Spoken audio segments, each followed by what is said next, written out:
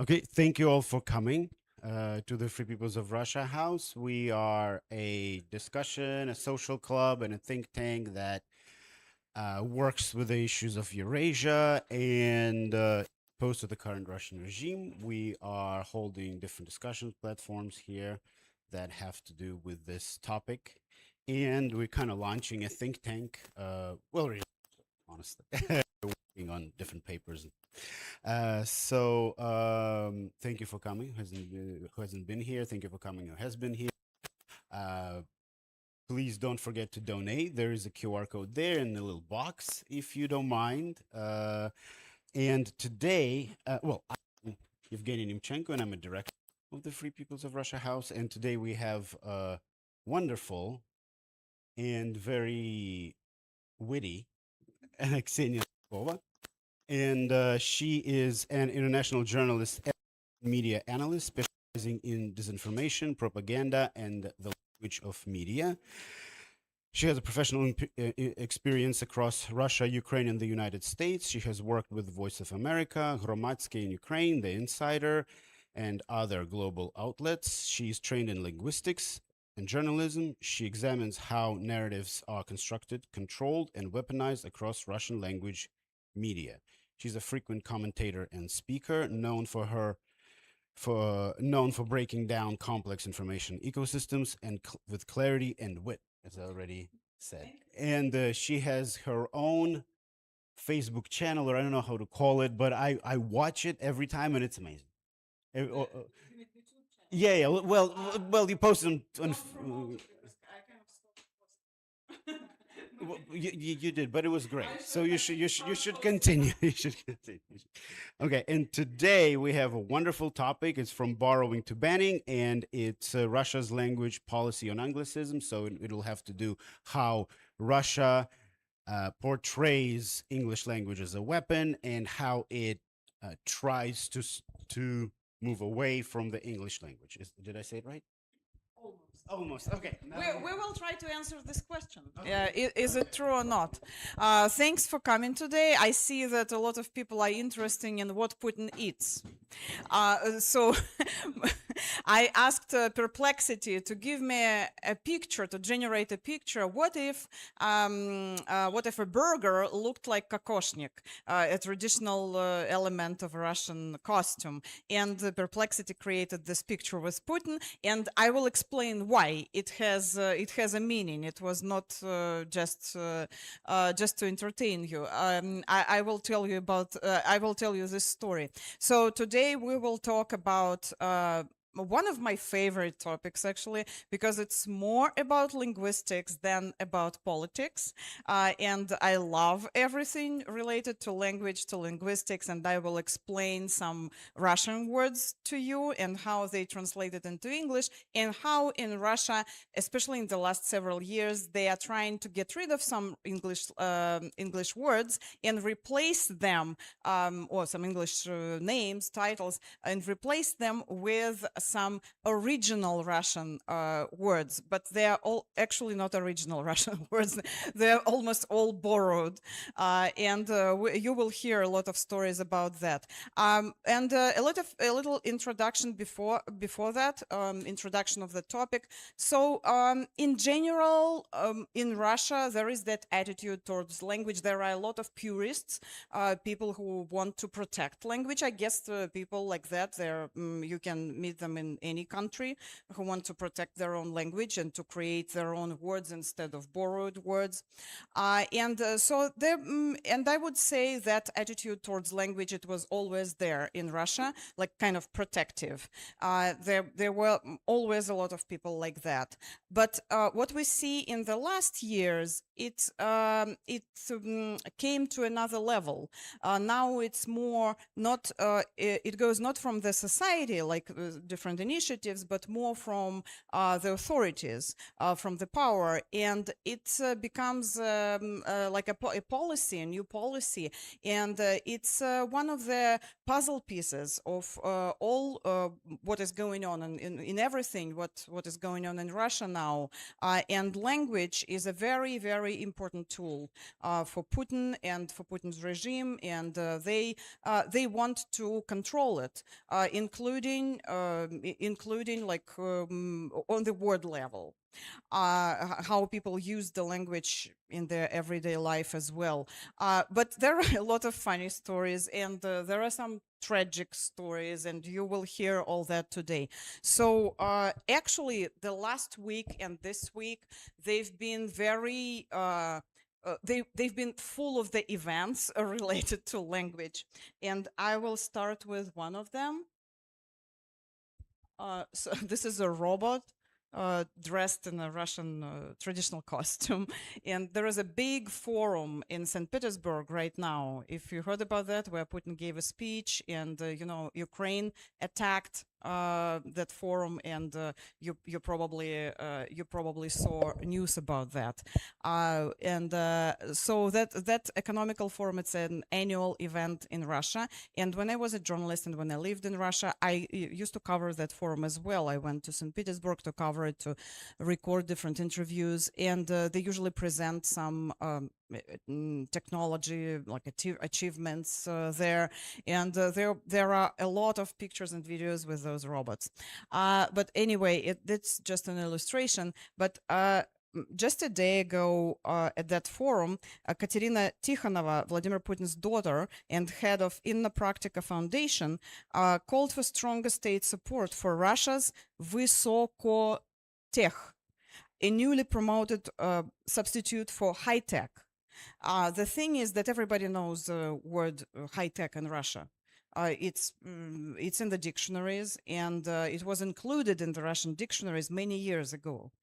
So it's not like something that was borrowed recently and that spoils the great Russian language.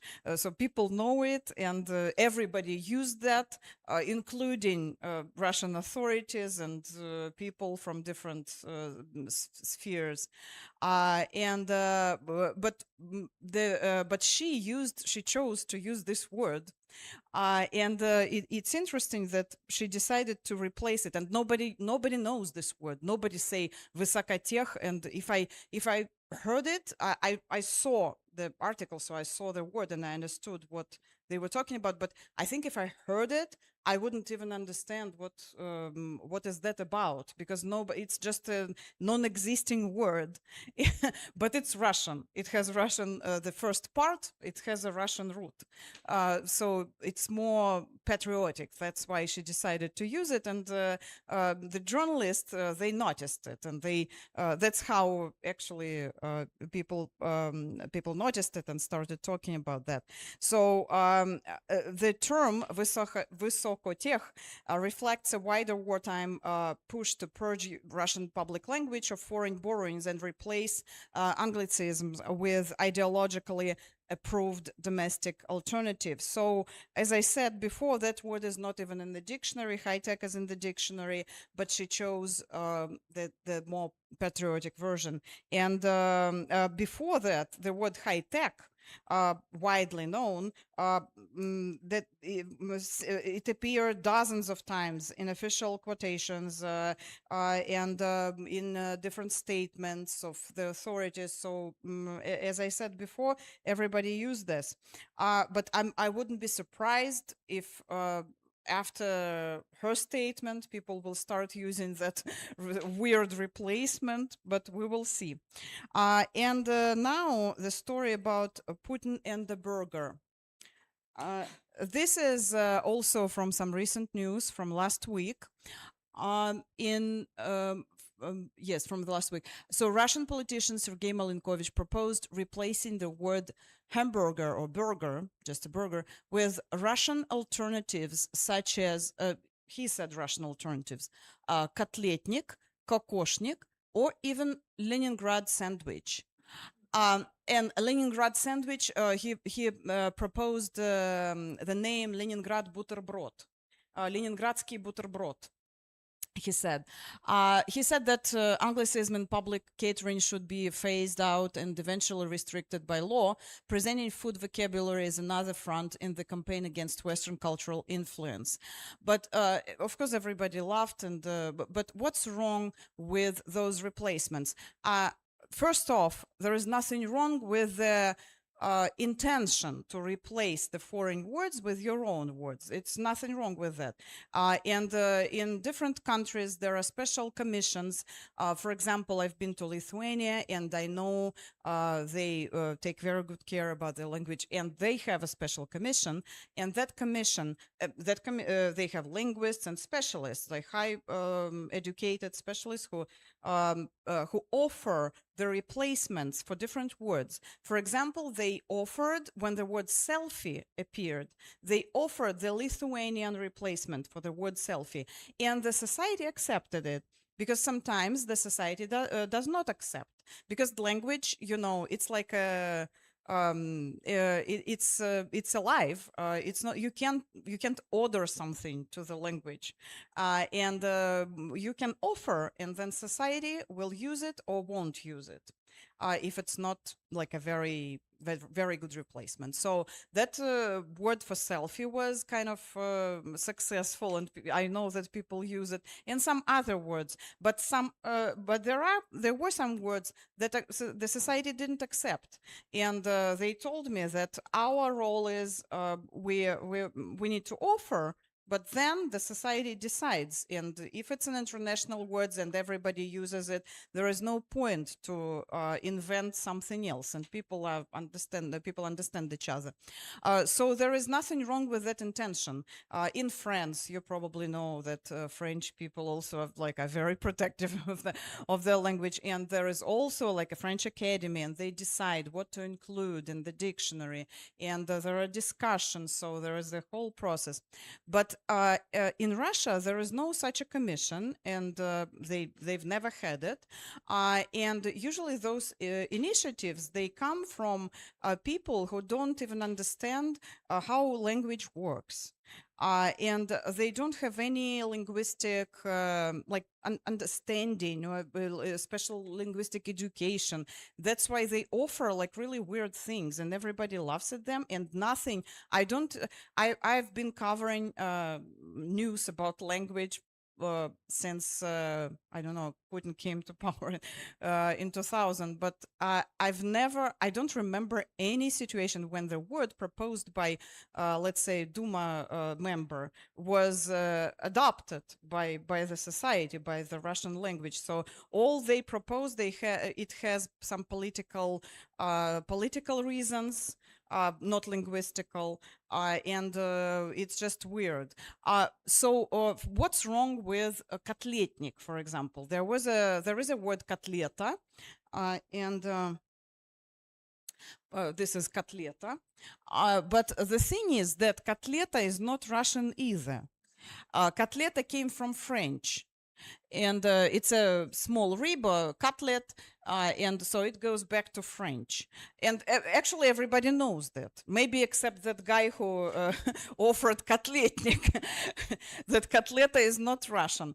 Also, that suffix nik, it's so some dishes have it, but it mostly used for like a device. For example, we could call a device with which you use to make kotletas, we can call this device kotletnik, because this kind of suffix is used for this. For example, freezer, холодильник. So it's this suffix is widely used for different devices, not only for the devices, but the association is like that. And I even checked that association, so I typed kotletnitsa, like in feminine. Kotletnik is masculine, kotletnitsa is feminine. So I typed in Google kotletnitsa, and it showed me dozens of items you can buy.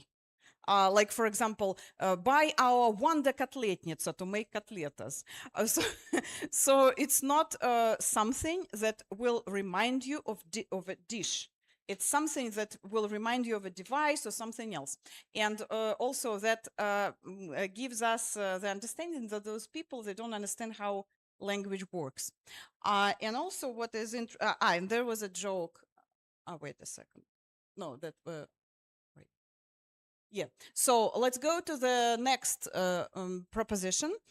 So that guy offered three names: Котлетник, Ленинградский бутерброд, Leningrad бутерброд, and Кокошник. What's wrong with Ленинградский бутерброд? First off, to be honest, if you know about the blockade of Leningrad during World War II, where people were dying from hunger, that's not a very good name to call something Leningrad butterbrot, to name food like that.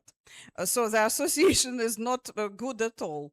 But the other thing is that the word butterbrot came from German. So why would you propose something that is not Russian either? And this is actually classic butterbrot because it's butter and bread, like an open sandwich.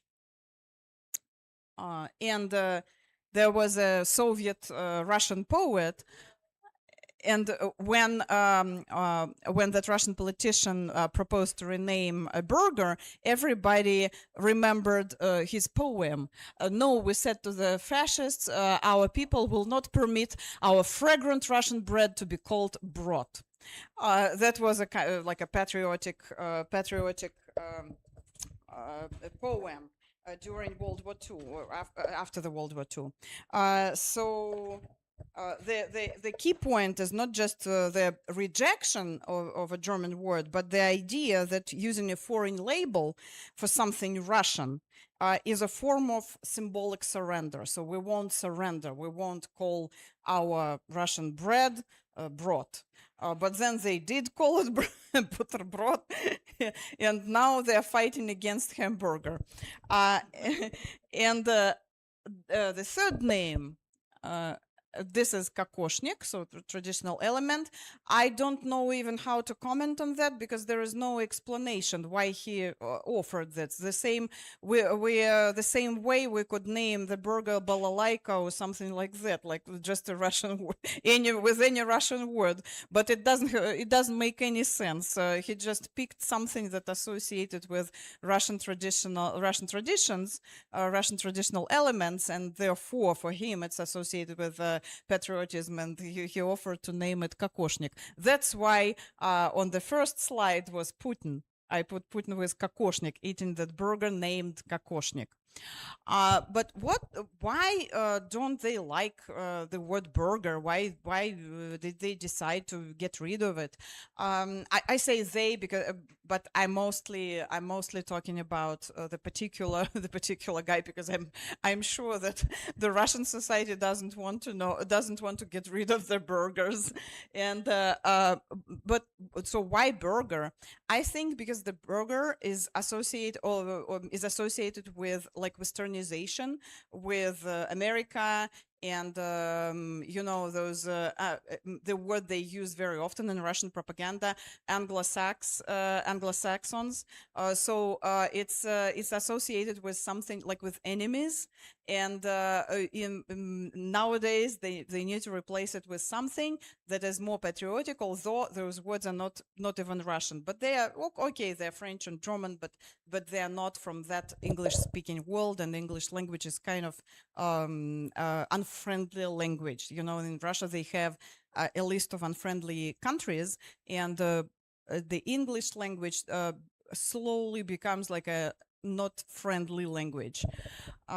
And there is even a joke like that.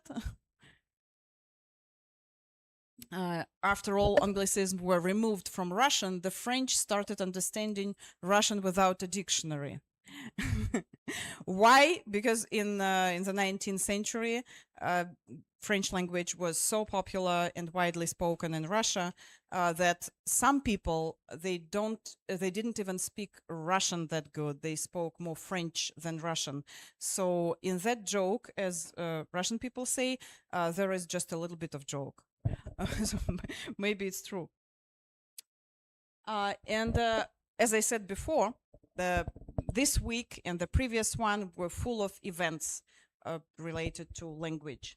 And because Putin decided really get into language, into linguistics. And on June 1st, he said that Russian universities should no longer treat Russian language and literature as just one philology among others, but give Russian a distinct institutional status. The term philology is not very well known here, but for example, I have a PhD in philology, which is which is language and literature.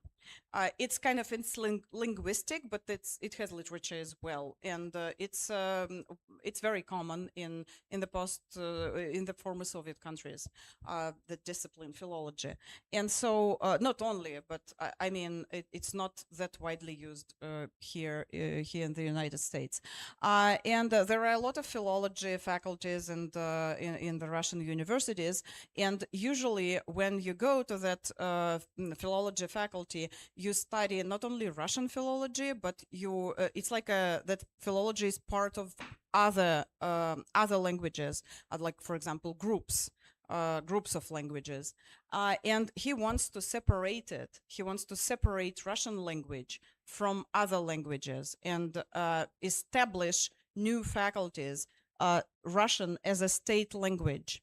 And that was very interesting when I first heard it. And I actually talked to some linguists from Russia, philologists, and I talked to them anonymously because they cannot talk openly. So I asked them what they thought about this initiative, and they told me.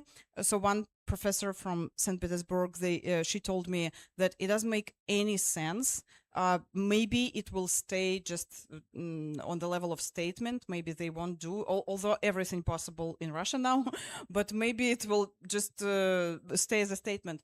But the thing is that it will lead to a lot of like bureaucracy. They will need to open those new faculties to hire people, like a lot of money.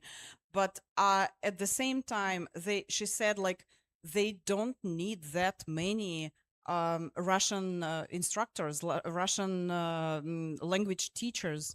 They don't need that many specialists. They have already plenty.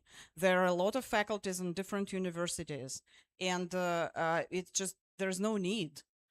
There is no shortage in people like that and philologists. So why does he need it? And if they will do it, if they go forward, it will mean, as I said, opening new institutions and spending money, hiring people, but also it will devalue the profession as well, because they will quickly hire like not very well-prepared people, like not very professional.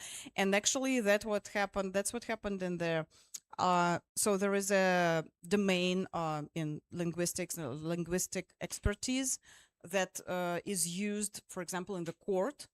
And in the last several years, even before the war, that process started before the war, that domain was completely like corrupt, because they started hire a lot of they started like teach people very, very fast to get more experts, because they needed experts for to sentence people, that like opposition leaders and activists, and they need experts, like special experts pro state, and those experts are, a lot of them are not educated at all, so they can't even they don't even know like very simple terms. And there are independent linguists, for example. Let's say there is a Russian anti-war activist, and there is a process in the court, and there is a pro-state expert linguist, and there is an independent linguist, high educated and specialized in expertise. And there were cases like that, like several cases. I'm not talking like just about some abstract situation. And that pro-state linguist will prepare their expertise, and that independent linguist would read that expertise and say, like there are spelling mistakes, and they are just they name it's a noun, and they say it's an adverb or something like that. So like basic level, and they make a lot of mistakes, but the court wouldn't accept the independent expertise because it's an independent linguist. And there were cases where people like would prepare those expertise to help the activist, but then they would lose their jobs. So the whole domain of that linguistic expertise is corrupt, and maybe that might happen with philology in general if they go forward and create those special faculties in Russia. But again, my sources, they think it will just stay as a statement, like political statement, what like Putin's intention. But we will see what will happen. And I just want to remind you that so Putin wants to create that concept of Russian as a state language, Russian as a main language dominating. But actually, Russia has more than 100 minority languages, making one of the most linguistically diverse states in the world. And but Russian at the same time is the only official state language, and other languages may receive official status only within particular republics or regions, or the authorities might say publicly that they take care of those languages, but in reality they don't. And those languages are treated as like secondary languages, if not less, because Russian language is the national treasure, and other languages are just a decoration. And as I said before, there are funny stories and there are tragic stories because, for example, there is this is the guy, a professor from Udmurtia, one of the Russian regions that has its own national language, and he set himself on fire in 2019 and he died. So you see this. He said that if my language dies tomorrow, then I'm ready to die today, because he didn't see any efforts of state to help their language, their culture. It was only all like on paper, and in reality, those languages are not protected, and the authorities, Russian authorities, they're not trying to develop them or help them. And that leads to the tragic situations like that. As I said, Putin decided really to really get into linguistics, and he's not the first one who did this. It's a Soviet heritage. He's not the first one who gets into linguistics. In 2050, Stalin inserted himself directly into a major Soviet academic debate by publishing Marxism and Problems of Linguistics. And the text attacked the dominant linguistic doctrine associated with Nikolai Marr. There was a linguist like that. He was like pro-state, but then he became he became like a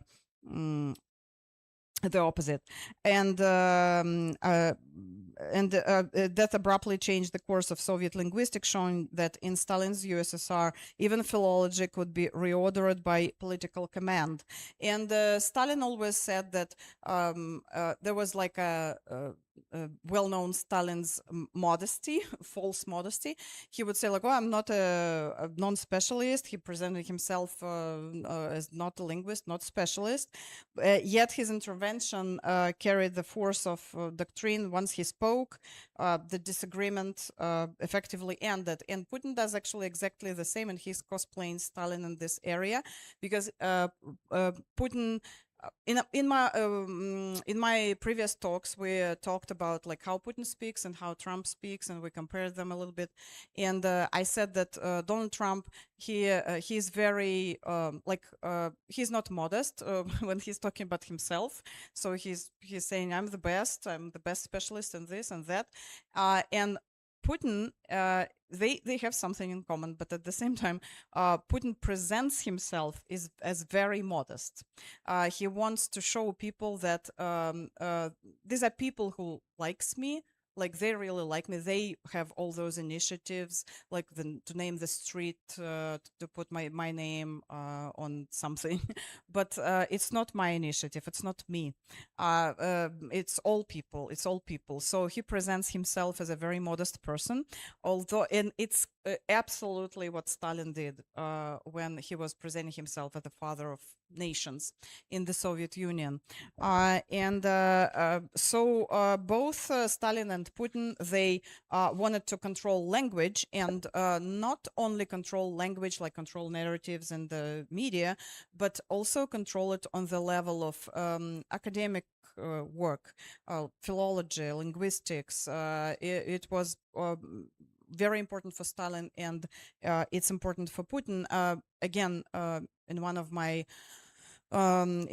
previous talks, I told you about that state dictionary. They recently published the state dictionary, where they give the definitions to the words like life. What is life? What is what life is? What democracy is? What humanism? And so on. And so they, in that state language, they put their own definitions. What they want those words to mean. They put their own definitions, and but it's another topic, and I showed you the examples last time. Let's go. And let's go back to March of 2026. They had a new law, implemented a new Russian language protection law, tightening rules on foreign words in consumers facing public information. So like in the restaurants, in the coffee shops, and so there are some new regulations that people should use, first off, Cyrillic letters. And if they use like the words, for example, in the coffee shops, they need to use the words that exist in the Russian dictionary, in the new Russian dictionaries. And if that word you cannot find it in the new Russian dictionary, you cannot use it, or you need to replace it with something else. There were a lot of jokes about that, and so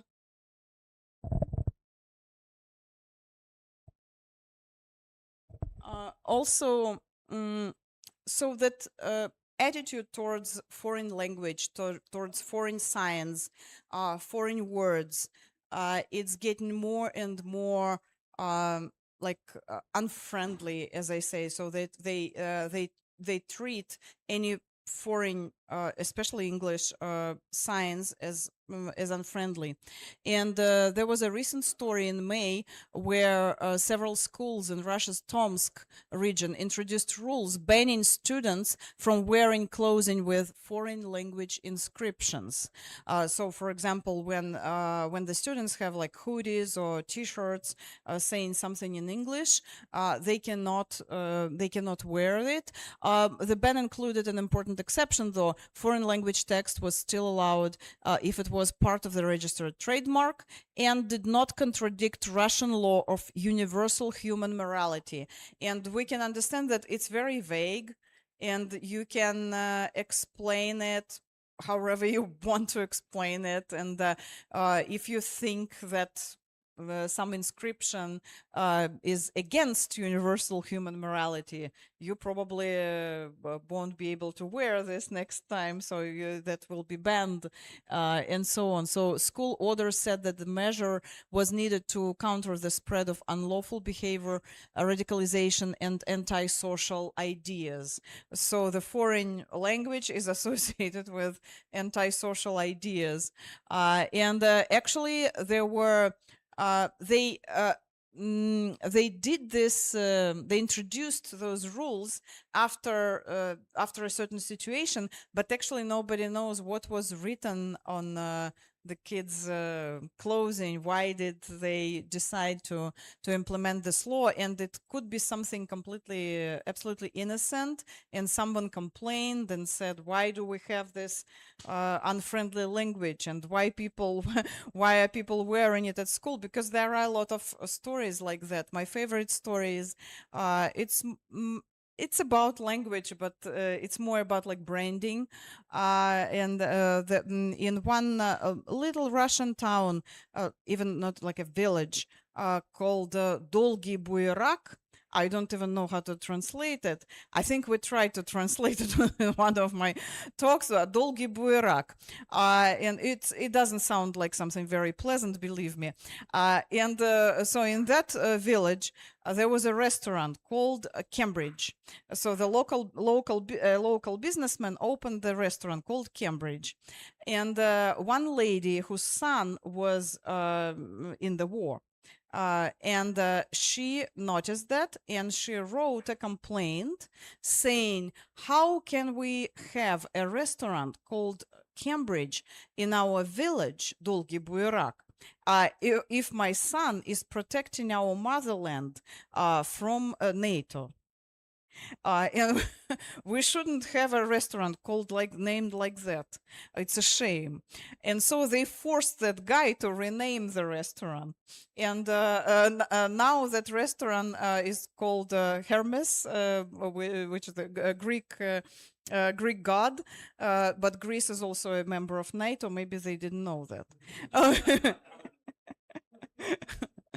But you see that Cambridge sounded unfriendly for them because it's it sounds like English, right? And everything from Anglo-Saxon world is more unfriendly than from other parts of the world. So they forced the guy to rename that restaurant. Although even Cambridge in Dolgi Buirak sounds weird. Those people who know Russian language, they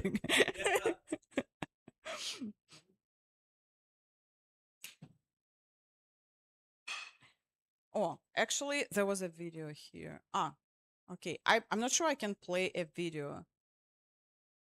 No? How can I play a video? I don't know.